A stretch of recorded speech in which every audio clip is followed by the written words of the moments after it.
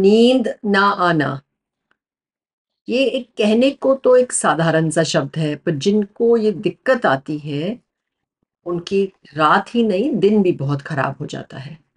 तो हम इस विषय में थोड़ी डिटेल में बात करते हैं और कुछ अलग-अलग सिनेरियोज़ और अलग एजेस में ये क्या प्रॉब्लम क्रिएट सकता है।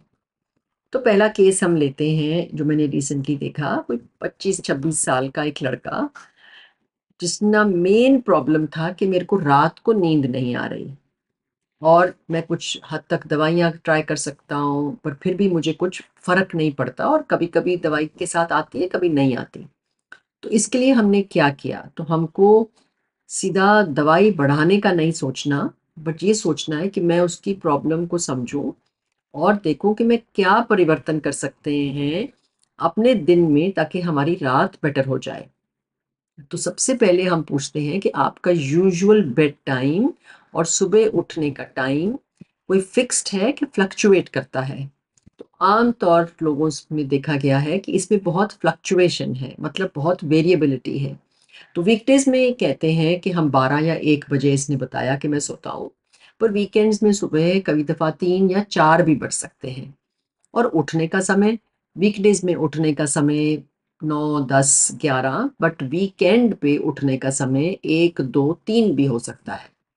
तो इसी को मैं लेके थोड़ा डिटेल में बात करूँगी कि हमारी बॉडी के अंदर एक मास्टर क्लॉक कहते हैं जो ब्रेन में है और बहुत छोटी-छोटी क्लॉक सारी बॉडी पे हैं। ये सारी क्लॉक्स एक सिंक्रोनाइज्ड मैनर में चलती हैं और इनका लाइट, बाहर की लाइट से बहुत ज़्यादा स्ट्रॉन्ग इनपुट मिलती है ताकि ये सब एक इकट्ठी एक समय पे चलें। तो जब हम ये सिंक्रोनाइजेशन ख़त्म कर दें और अपनी रात को हम दिन में बदलना शुरू कर देंगे, तो ये क्लॉक्स कुछ कंफ्यूज हो जाती हैं और शरीर को तो नहीं पता और ब्रेन को भी नहीं पता कि आज वीकडे है और आज वीकेंड है। तो अगर आपने सोने का समय 3-4 बजे किया है कुछ दिन, तो बाकी दिन जब आप बिस्तर में 12-1 बजे जाओगे तो नींद फिर वही 3 बजे आएगी। तो इससे लोग परेशान होके कुछ ना कुछ टैबलेट्स या कुछ-कुछ चीज़ें लेने की कोशिश करते हैं कि नींद आ जाए।